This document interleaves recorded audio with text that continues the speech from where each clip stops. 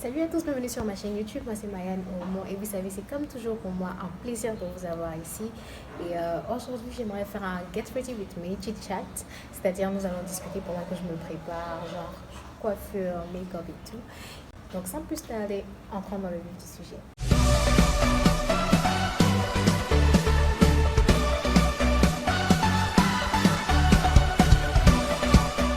Pour commencer, je vais m'excuser pour une énième fois de mon absence sur les réseaux. Je ne veux pas dire c'est parce que j'ai pas d'excuses, voilà, franchement. Ces temps-ci, je manque de détermination, je manque comment dire ça, d'engouement et voilà, je ne peux pas filmer des vidéos juste parce que tu dois filmer, mais il faut aussi avoir quelque chose à dire. C'est pour ça que je n'ai pas filmé ces temps-ci. Et il y a toujours un problème. C'est toujours quelque chose, même aujourd'hui, si je ne vous dis pas la galère que j'ai vécue pour pouvoir simplement faire cette vidéo-là. Et donc, je vais commencer d'abord à mettre ma perruque. Je ne sais pas si ce que je ferai dans la vidéo sera en adéquation avec ce que je serai en train de dire, parce que aujourd'hui, je veux parler d'acceptation de soi, de body shaming, de critères de beauté africains. J'ai eu cette idée-là au travers des questions que j'ai eu à vous poser sur Instagram. J'ai demandé comme ça ce que vous m'aidiez au fait à trouver des sujets de vidéos. Il y a une personne qui m'a proposé de raconter voilà, mon expérience, comment dire ça, lors d'un concours, voilà, lors du concours de Miss Intégration CESAC. Et pour ceux qui ne savent pas, je fais mon master MBF, master en banque et finance au CESAC. Et pour ça, au fait, bon, c'est dans ce cadre-là que j'ai eu à participer à ce concours. Et je me suis dit, au-delà de raconter mon expérience, je pourrais parler de pourquoi. Voilà, des raisons pour lesquelles je me suis lancée dans ce concours. Pas véritablement ce concours, mais tous les autres concours que j'ai eu à participer aussi. Puis mon gars to be blue pour coller ma perruque. Vous avez vu ça dans des centaines et des centaines de vidéos YouTube. Pas besoin de vous expliquer. Donc, je ne vais pas vraiment parler des produits que j'utilise parce que c'est pas un tuto. C'est pas un tuto. Mais j'utilise cette huile-là comme mon primer. Voilà, vous pouvez utiliser n'importe quel primer. J'ai déjà primé mon visage off camera. Et je vais simplement aller avec mon concealer. J'utilise plus de concealer que le fond de teint. Maintenant, j'utilise plus le concealer. Et donc, au fait, mon visage a noirci. Et donc, ce concealer-là, je l'avais acheté, mais je me suis trompée. J'ai vu qu'il était plus noir que moi, plus sombre que moi avant. Et donc, je l'utilise maintenant en tant que fond de teint et j'utilise mon fond de teint en tant que concealer. Généralement, bon, je vais dire en Afrique, le monde entier, il n'y a pas de mouvement au fait, si pas généralement des filles skinny, de comment elles se sentent marginalisées ou de comment elles se sentent mises à part au fait. On parle toujours généralement de mouvement de femmes rondes et belles et tout, nanana, mais il n'y a pas de femmes skinny et belles. C'est pas quelque chose que les gens ont compris. De dire que il y a des gens qui discriminent le fait des filles parce qu'elles sont trop minces ou un truc comme ça. Ou se dire quand on est en Afrique, les filles skinny sont considérées comme pas belles. Je vais vous expliquer mon histoire. D'abord, il faut dire que je suis née un bébé très gros. Genre, j'avais vraiment la forme. Je vais vous mettre les photos, vous allez voir par vous-même.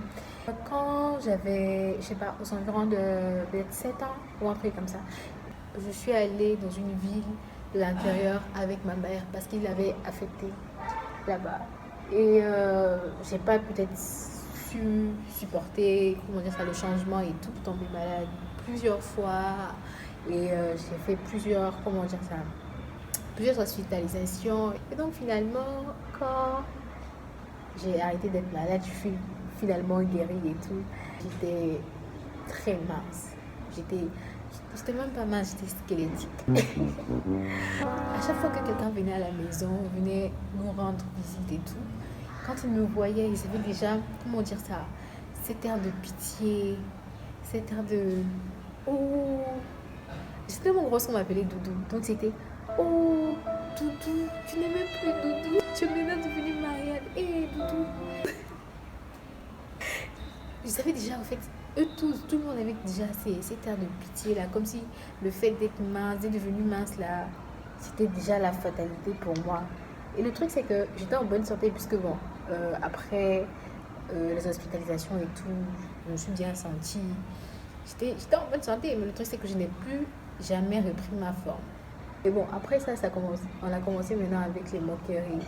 C'était, tu ne manges pas à la maison, pourquoi tu es aussi mince, des trucs comme ça, il faut manger et tout. Et le truc, c'est que ma mère, voyant que, genre, on se moquait de moi, il y avait tout ça, finalement, elle a commencé elle-même, elle m'a dit un truc qui m'a marqué.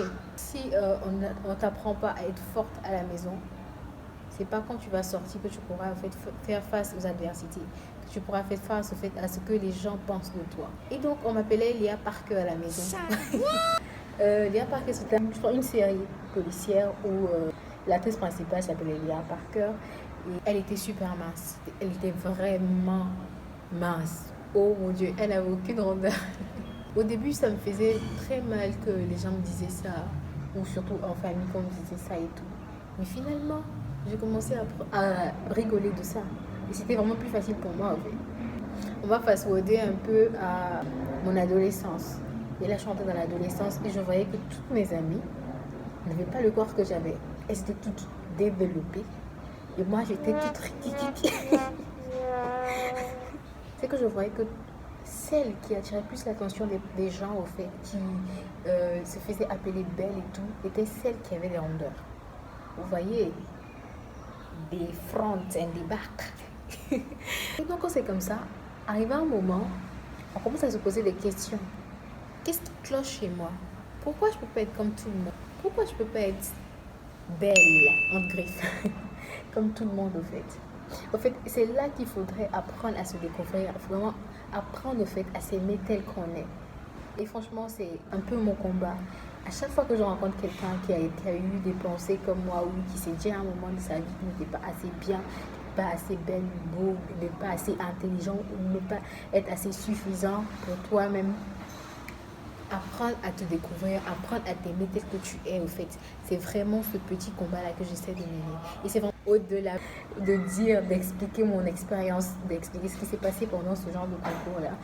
C'est de dire pourquoi j'ai décidé de faire ce genre de concours. Pourquoi je m'intéresse à ce genre de concours. Ce genre de concours, au fait, c'est des concours où tu testes vraiment ton assurance, tu testes vraiment ta confiance en toi. Et ça m'a permis à moi d'apprendre, au fait, à, comment dire ça, aller au-delà de mes peurs, voilà, aller au-delà de ma sécurité. Pas que je veux inviter tout le monde à faire ce genre de concours, mais au fait, au-delà de ça, je voudrais nous dire qu'il faudrait qu'on s'aime tel qu'on est, voilà, en fait, s'accepter tel qu'on est.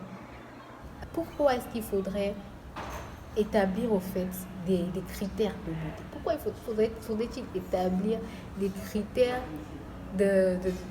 franchement, chacun est beau ou belle à sa manière. Et il faudrait, au fait, en tant que... Moi, je me dis, c'est ça, au fait. Parce que si les Occidentaux ont voyé cette manie-là de classifier les femmes, classifier les personnes en fonction de leur poids, dire que les plus minces sont les plus beaux, nous, en tant qu'Africains, nous n'allons pas faire le contraire et dire, bon, les femmes les plus en forme sont les plus belles. Ce qu'il faudrait dire au contraire, c'est qu'en Afrique, nous célébrons la beauté sous toutes ses formes. En tant qu'Africain, il faudrait célébrer la beauté sous toutes ses formes. C'est-à-dire, une femme mince peut être belle, une femme grosse peut être belle, une femme en forme peut être belle, une femme, je sais pas, en surpoids peut être belle, une femme en sous-poids peut être belle. Franchement, surtout les gars qui n'arrêtent pas de poster des trucs nuisibles, je vais dire même sur les réseaux sociaux. J'ai lu un tweet un jour qui disait que les femmes minces sans rondeur ne devaient pas être appelées des femmes, ce sont des hommes. Ce genre de tweet-là, ce genre de réflexion, et c'était un Africain qui avait posté ça, ce genre de réflexion-là, je me dis, franchement, sont à bannir de nos jours. C'est-à-dire, si on a eu à faire des mouvements pour l'égalité, pour dire que tout le monde est pareil et tout, nanana, il ne faudrait pas venir raconter ce genre de choses, en fait. Et franchement, ce que je dis, pour d'autres personnes, ça sera superflu. Des gens vont nous dire que, mais attends, qu'est-ce qu'elle raconte là? C'est quoi ça? Que les minces sont maintenant discriminées? C'est bizarre. En fait, ça semble bizarre de le dire parce que les gens ne le disent pas la plupart du temps. C'est tabou, c'est des choses qui ne se disent pas, au fait. Et j'ai même une histoire, au fait, à vous raconter. Il y avait une danseuse d'une chanteuse connue quand même, et son fils aussi est chanteur, en Côte d'Ivoire, qui déjà avec des rondeurs, avait vraiment un potentiel de bacade. Mais le truc, c'est que elle faisait des lavements avec les cubes d'assaisonnement, le cube magie, afin de pouvoir vraiment affermir tout ça. Et finalement, elle est décédée. Et c'est ça, au fait, qui est dommage. Nous sommes prêts à aller faire des choses. Je pense que maintenant, il y a des filles qui se gonflent même le derrière et tout, qui mettent du vent, ou qui mettent, je sais pas, des trucs, au fait, qui font vraiment plein de trucs très risqués, quoi, juste parce qu'elles ne se sentent pas en confiance par rapport à leur corps, parce que la société leur a dit qu'elles ne sont pas bien comme elles sont, au fait. Et c'est ça qui est dommage, et c'est ça qui est vraiment dommage. Si c'est des choses que généralement la société occidentale a eu à faire, a eu à découper et tout, nanana, nous en tant qu'Africains, nous devons plutôt dire que chez nous ici, toutes les femmes sont belles, toutes les femmes, qu'elles soient minces ou grosses, ou, franchement. Et ayant ce genre de mentalité, je pense qu'il y a plein de trucs qui vont changer, au fait. Et là, franchement, c'est dommage de voir ce que les jeunes filles de nos jours sont prêtes à faire afin de pouvoir répondre aux critères de beauté de la société. Moi, je me dis, si personnellement, quelqu'un pense que avoir un gros derrière et tout, c'est ce qui la met elle en confiance et tout, c'est bien de le faire. Mais ne pas le faire au fait, pour pouvoir faire plaisir aux gens. Ne pas le faire pour qu'on puisse t'appeler beau ou belle. J'ai rapidement fait mes yeux off camera, ouais, parce que sinon j'allais prendre trop de temps et je racontais ma vie là. J'ai juste utilisé cette petite palette là et j'ai utilisé cette couleur-ci et celle-ci. Franchement, la palette là, elle a, je sais pas, 3 ans maintenant, mais waouh, le travail il est propre. Hein. J'ai juste utilisé les doigts, je me suis vraiment pas cassé la tête et j'ai utilisé mon crayon de chez Davis pour voilà, faire mon eyeliner et tout. Franchement, c'est le maquillage le plus simple que j'ai jamais réalisé, mais pourtant je trouve quand même très joli. Et je vais maintenant procéder pour mes lèvres. Je vais utiliser ce gloss là de chez Florma. Je pense que je ne l'ai jamais montré sur ma chaîne. Pourtant, c'est un gloss que franchement j'adore. Il est super bon. Et donc, je vais juste line my lips, genre faire les contours de mes lèvres. Tout ce blabla que je racontais là, juste pour dire au fait que il faudrait pas au fait faire de différence. Il faudrait pas au fait, franchement, c'est vraiment, je trouve que c'est vraiment injuste. Voilà, injuste de mettre sur place ces critères-là pour pouvoir être appelé beau ou belle au fait, voilà. Et aussi dire au fait aux autres que la manière dont tu te vois, c'est cette manière-là que les autres vont te voir, au fait. Comme il y a quelqu'un qui dit, la manière dont tu te vois, c'est comme ça qu'on t'achète, voilà. Et donc, si tu te vois comme belle, ne serait-ce, je sais pas, si tu as, je sais pas, tu fais 1m50 ou 1m90 en tant que femme, ou tu es mince, ou tu es grosse, c'est la manière dont toi tu te vois, au fait, que les autres te verront. Et donc, moi, en fait, tout ce que j'ai eu à peut-être vivre, en fait, dans ma vie par rapport à mon poids et tout, en fait, ça m'a forgé un caractère. Et c'est ce caractère-là, en fait, qui m'a permis de me lever et d'aller faire ce genre de concours. Voilà, c'est un concours aussi qui a vraiment testé, en fait, ma confiance en moi. Ou parce que quand j'allais faire ce concours, je ne vous ai même pas dit pourquoi j'ai accepté de faire ce concours. Ce concours-là, il y a quelqu'un qui me l'a proposé et j'ai entendu une personne dire ah cette fille-là non elle pourra jamais faire ça, on ne pourra jamais gagner ce concours. Et quand j'ai entendu que quelqu'un disait de mon dos que je ne pourrais jamais gagner ce concours, j'ai décidé de le faire. Pourquoi? Pour pouvoir de moi-même repousser au fait mes limites, renforcer mes capacités et encore renforcer ma confiance en moi. Et donc, au fait, c'est ça. Il faudrait se dire qu'à chaque fois que quelqu'un vous met des limites, il faudrait montrer que vous pouvez dépasser ces limites-là. Et j'aimerais dire, au fait, que la beauté, c'est le mental. La vraie beauté, c'est comment vous vous prenez vous-même. La vraie beauté, moi, je l'appelle la classe et l'élégance. Et cette classe et l'élégance-là ne vient pas d'apparence physique, non. C'est comment vous cultivez votre mental. Comment vous cultivez vous-même, au fait, qui ressort une élégance de vous. C'est-à-dire, vous dégagez quelque chose, au fait, que personne ne va trouver ailleurs. Et même s'il y a Kim Kardashian qui est à côté de vous, si elle ne dégage pas cette élégance, si elle ne dégage pas cette classe-là, je vous promets qu'elle ne pourra pas faire le poids devant vous, en fait.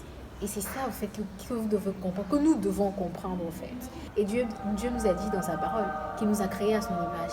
Et donc, dire qu'on n'est pas bien, dire qu'on n'est pas assez beau ou ceci, cela, c'est dire à Dieu qu'il n'est pas assez bien. Parce que c'est lui qui nous a créés. Et il dit qu'il nous a créés à son image.